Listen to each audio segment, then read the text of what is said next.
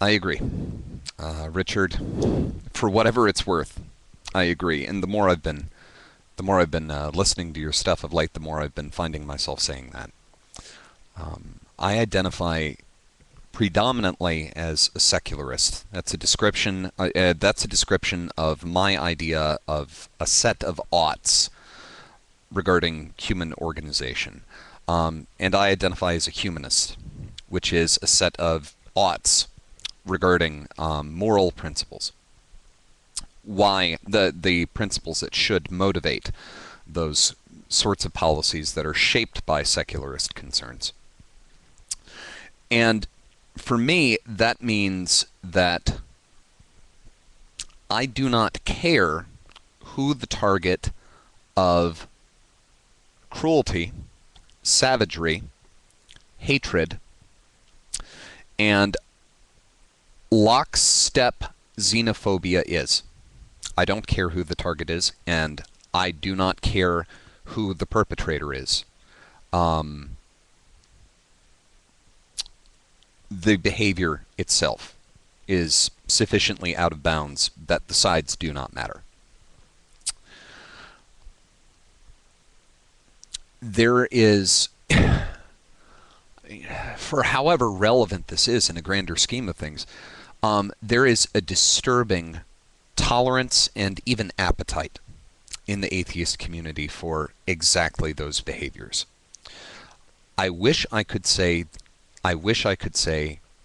the YouTube atheist community and thus circumscribe the bounds of the phenomenon.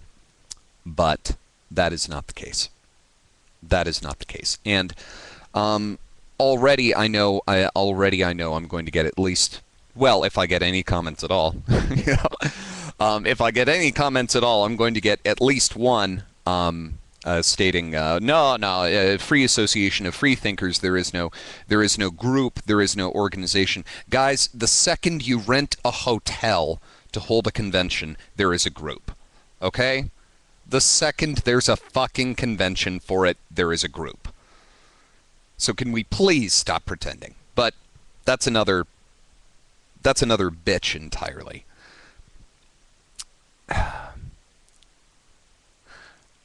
I like what you had to say about the quote that you mentioned regarding the burning of books leading to the burning of persons.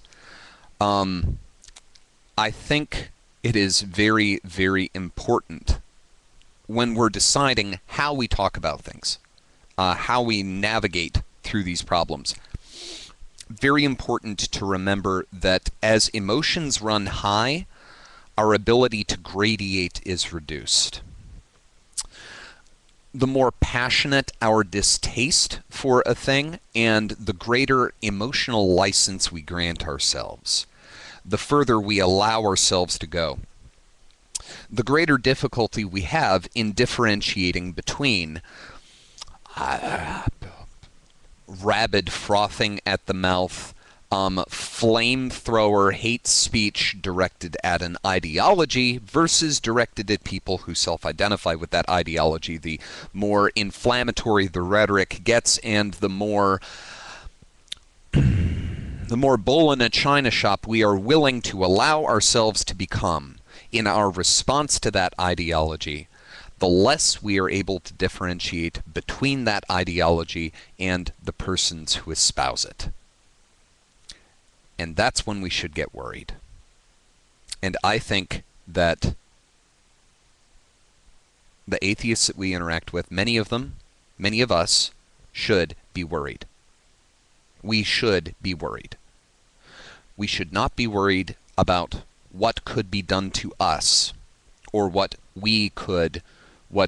even to some extent, we shouldn't be as concerned about what we might do as we should be concerned about what we can become. And in some cases, what we are becoming.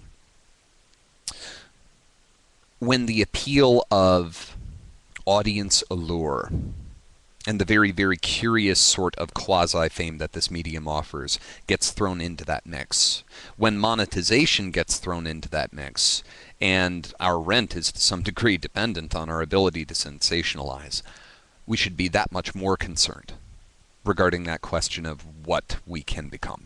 in this process. All of this basically saying, I agree. I agree with where you're at on many of these issues. And I believe that in circumstances like this, ridicule and satire do have a place. They're tools that I don't personally wield well, but this is why I like hanging around with the funny guys. They can do it for me.